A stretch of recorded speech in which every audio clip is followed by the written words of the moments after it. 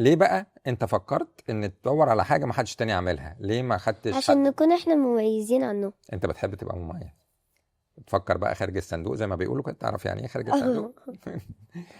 عمر، انت تعرف يعني ايه اي ولا لا؟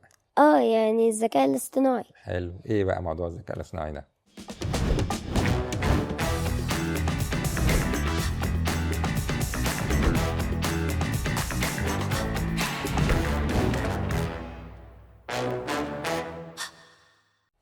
النهارده معانا طفل مميز. عمر، ازيك؟ كويس الحمد لله. الحمد لله. عمر، انت في سنه كام؟ رابعة ابتدائي. رابعه ابتدائي. عندك كام سنه يا عمر؟ 10 سنين. 10. دخلت مسابقات وخدت كورسات وعملت حاجات كده، مش كده؟ زي سمرجت اه. والمسابقة دي ان شاء الله، المسابقة والروبو دي. فيست اللي هي بتاعت الاركيولوجيست والناس دي كلها. تمام، حلو قوي. قول لي بقى يا عمر، انت في بروجكت كده من المسابقات اللي دخلت فيهم حابب تكلمنا عنه؟ زي بتاعت السمرجت. امم. يعني عملنا فولكانو كبير وكان بيقعد ينزل لافا، امم. ويعني كانوا عاملين من جنبه بحر كده من حواليه، وكان في ناي ويل. كان بيحاول ان هو ياكل الاسماك، وكنا حاطين شوية ديزاينز كده فيه، يعني زي كولر ريفز الحاجات دي كلها. الناي ويل كان بيتحرك هي هو الاسماك. انت كنت عامل له بروجرام؟ كنا. تمام، شاطر يا عمر. طيب، انت دلوقتي شغال على ابتديتوا تعملوا البروجكت بتاعكم ولا لا؟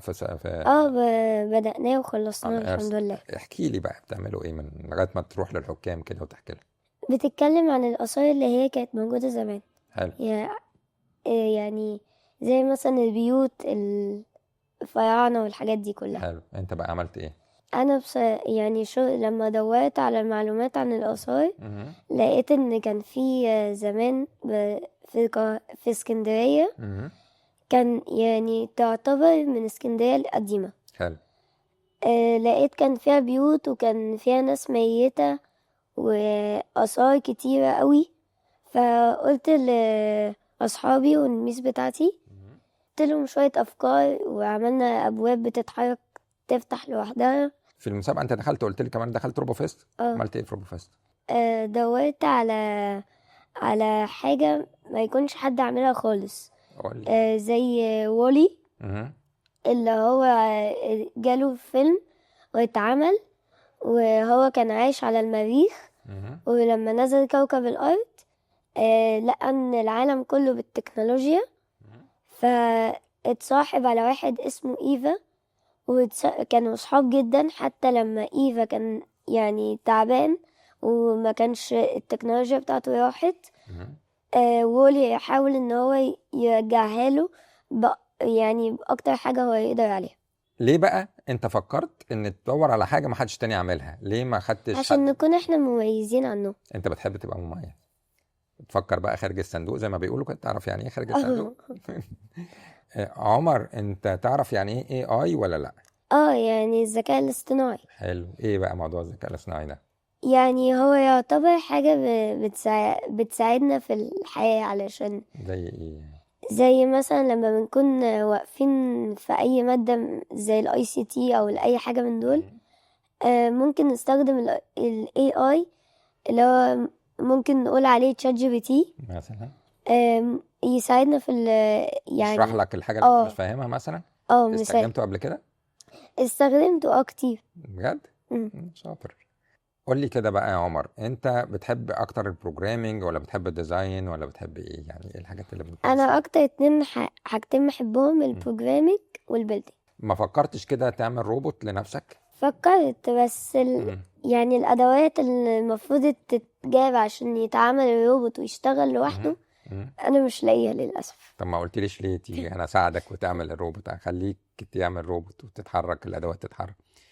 ايه بقى الحاجه اللي انت تخلي الروبوت يعملها لك لما تعمل انت الروبوت بتاعك؟ يساعدني في ايه بقى؟ في اي مذاكرة، ليجو، يساعد مامتي وبابايا، قول لي بقى حاجات كده، كتير. انت هتعمل روبوت يبقى صاحبك في البيت وتخليه ينفذ لك حاجات بقى.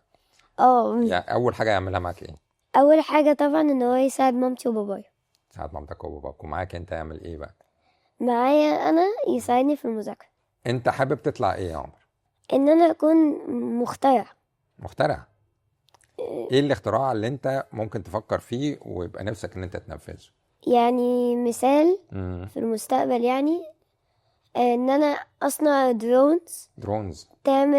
تجيب الطلبات لكل راجل في البلد يعني.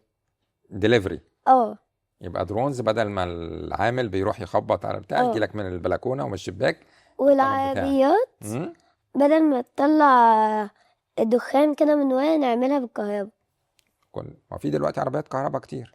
انت بس هتخترع ايه بقى؟ يعني ممكن نخليها مش تكون ماشية على الأرض، يعني تكون عالية منها سنة. عاليه شويه. قريب هيبقى فيه الحاجات دي كلها، العربيات كلها تبقى كهرباء، والعربيات بقى تكلم بعض من غير سواق، تعرف كده ولا لا؟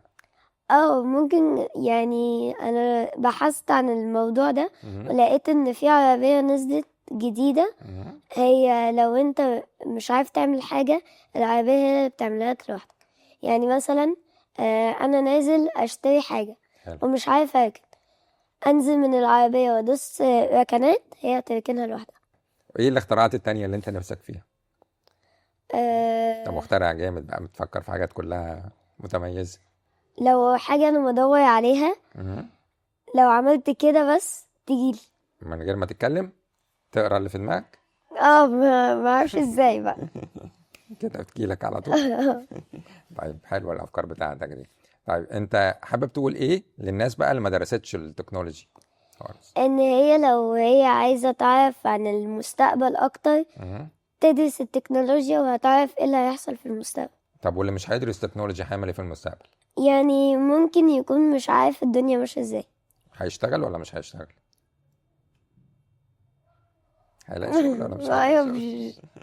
طب يا عمر، انا مبسوط خالص بالانترفيو معاك، انت جميل وشاطر، وعندك مسابقة قريب انت بالبروجكت بتاعك ده، حاجة اتفرج على الاوت اوف ذا بوكس اللي انت عملته، ونشوف بقى اختراعاتك شكلها عامل ازاي.